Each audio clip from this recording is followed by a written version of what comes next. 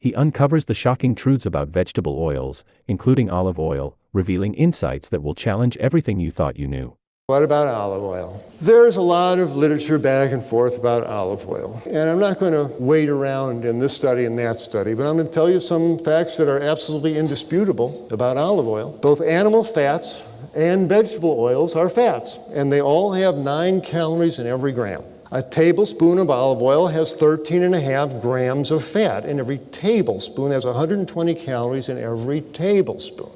As a result, you're a big olive oil fan. Liquid oils will help do that. And very importantly, it'll keep you there. If you are overweight or your friend's overweight and they're trying to lose weight and they are eating olive oil, they are kidding themselves. It's going to keep you stuck. It is liquid fat. That I can tell you. So yes, olive oil has some adverse health effects, and mostly it contributes to obesity. And studies have been done. They've looked at overweight women in Greece. The Greeks, by the way, are the fattest country in Europe. They have the highest rate of obesity of all the European nations. And when they looked at women who were obese, and they did fat biopsies and analyzed the actual fat in their fat stores, 55% of the fat came from olive oil. It sticks to you. So the reality is olive oil is really dense with calories. It is the most calorie-dense food we have, 4,000 calories in every pound. We're trying to get a 4-to-1 ratio of omega-6 to omega-3. Olive oil ratio is 14-to-1 omega-6 versus omega-3. And we're trying to lower saturated fat. They want no more than 7% saturated fat in our diet. Olive oil is 14% saturated fat. How does pouring 14% saturated fat help you get to your intake of 7%? It's irrational. Pouring olive oil on foods does not suddenly make them heart healthy. This salad is not being made heart healthier because this poor person is pouring olive oil on it. These greens are perfectly heart healthy on their own, even more so. The meal this person is about to eat would not be classified as heart healthy. If she pours some olive oil on her salad before eating the sandwich, it is still not a heart healthy meal. It is still not a Mediterranean dinner she's having here, even though she poured olive oil on her salad. This is what Mediterranean diet has become. Oh, I've used olive oil on my salad. Unhealthy eating is unhealthy eating. This is how your blood looks after you eat rice and beans. You eat a meal filled with fats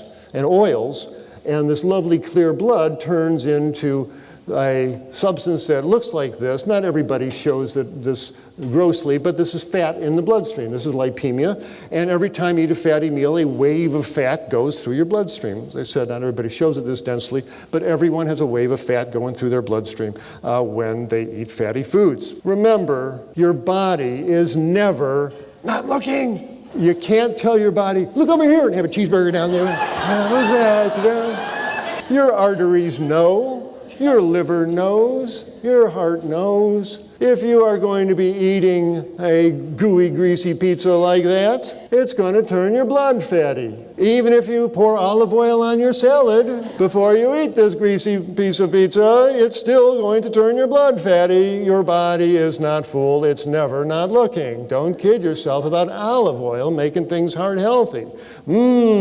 Spaghetti Alfredo with a little bit of bacon and egg yolks there to make it really challenging. This is dripping with oil. If you then pour some olive oil on your salad before you eat the Alfredo, do not think this is now a heart-healthy meal. It's become a cover for the rationalization of atrociously dangerous eating. Again, your body's never not looking. It's not good to make your blood fatty with any oil after you eat. And as Dr. Esselstyn is trying to tell us, the olive oil and all these refined oils, they're not friendly to your arteries. They make your arteries stiff, and they keep your arteries from dilating and relaxing in response to nitric oxide, which helps keep our tissues healthy by allowing blood to be delivered to them. And this has been documented. Dr. Vogel has given people food with olive oil in it and to study the effects on their arteries. He looked at the Mediterranean diet on endothelial function, and he blew a blood pressure cuff. He gave them some olive oil, blew a blood pressure cuff for a few minutes, deflated it, and instead of the usual increase in blood flow, there was no increase in blood flow. Olive oil paralyzes the blood vessels from the normal dilation. It's not friendly to artery stuff. And as they said in the study, in terms of their postprandial, that means after eating effect on endothelial function, the beneficial components of the Mediterranean diet and the heart study diets appear to be the antioxidant-rich foods, including the vegetables, fruits, and their derivatives. Most likely the heart benefits of Mediterranean diet are due to it being basically a vegetarian diet, they're probably getting healthier in spite of the olive oil, not because of it. So don't see olive oil as a health food. Pouring oil on your food is pouring oil on your food. You don't really want to do, there's no reason to do it medically or nutritionally, and it leads you places you don't want to go. So, no, he's taking away olive oil too. What do we do without olive oil? Well, what do you really use olive oil for? Two things. You stir fry your veggies in it and you make salad dressing with it. That's about all you really use it for. Well, you can certainly stir fry your vegetables in seasoned vegetable broth. It works just as well with a nonstick pan. No reason that you have to use olive oil. In fact, you don't want to use olive oil. It breaks down in the skillet. Never heat olive oil if you are going to be using it. But what about salad dressings? Well, you can certainly make salad dressing without oil. We do it at our clinic 3 times a day. You just take a blender, put some fresh vegetables in it, maybe half an apple, maybe a piece of an orange slice, and hit the button, and turns into salad dressing. Want a little fat in there, throw in a piece of avocado or a couple of walnuts. It's easy to make salad dressings without olive oil. You don't need the stuff.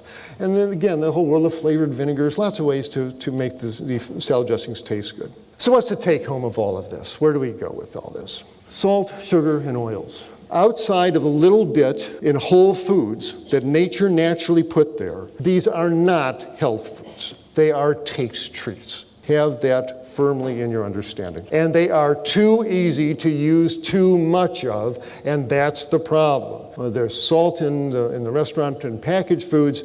We eat sugar as a food. We're pouring oil over our foods. The result is the hospitals are filled with people with strokes, heart attacks, colon cancers, etc. So for that reason, more and more nutritionally oriented physicians, dietitians, etc., are saying, Americans and people eating a Western diet have clearly shown that moderation does not work. They cannot do it. A little bit turns into a lot. And so for that reason, the policy that a lot of us are coming to is, when it comes to added salt, added sugar, added oils, none is probably the best. Just don't use the stuff and throw the oils out. That leaves you at an interesting position of having an SOS-free diet, salt, oil, and sugar-free diet, eating style. What are Dr. Klapper's views on vegetable oils?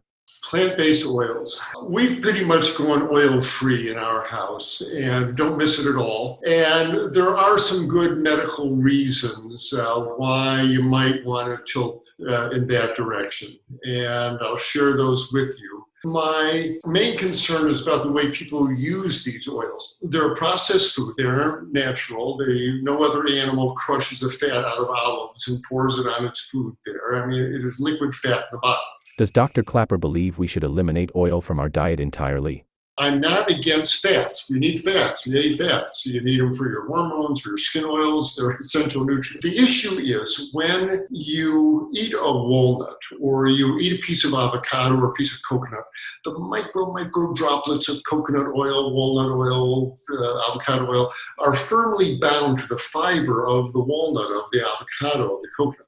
And when you chew it up and eat it, it takes hours for the digestive enzymes to get down into the piece of coconut or piece of walnut, start loosening carbohydrate bond with that little micro droplet of oil, and then the lipases have to come in and emulsify it. And as a result, the amount of actual oil that gets into the bloodstream is a small amount, rises very slowly. One pass through the liver, pretty much gone. They don't have a big pharmacological effect in the body. They find their way into tissues and your body puts it to good use. So I'm all for a handful of walnuts or even a piece of coconut as a treat. That's okay. But when you crush the fat out of coconuts and walnuts and avocados and olives, and you pour in, Mediterranean diet, you pour half a cup of olive oil on your salad, your pasta, etc., thinking it's heart healthy. At that point, nothing slows down the absorption of that fat. It leaps into the bloodstream. You get actual liquid oil floating in your bloodstream. And it starts having pharmaceutical effects. As it flows along the inner lining of the arteries, it works its way in there, and it paralyzes the inner lining cells, the endothelial lining cells. So they lose their ability to create nitric oxide and dilate and help the artery function as it should. There are studies that show that. There's some studies that show that they go, olive is right on the line there, but the heavier oils, no question, they certainly seem to be unfriendly to artery functioning. But they may interfere with blood clotting. They may increase the risk of cancer growth in that these polyunsaturated fats make cell membranes unstable. It's a really unnatural food. Medically, nutritionally, it's in the who needs it category. And why would you really add this to your food? And certainly in volume, people pour it out. That, I think, is very inappropriate. That said, a couple of drops of sesame oil in an Asian stir fry just for flavoring, it's not going to cause any adverse effect. A teaspoon of olive oil sprayed onto your lettuce in a salad, probably benign. And when you stop using these oils, food tastes so much better.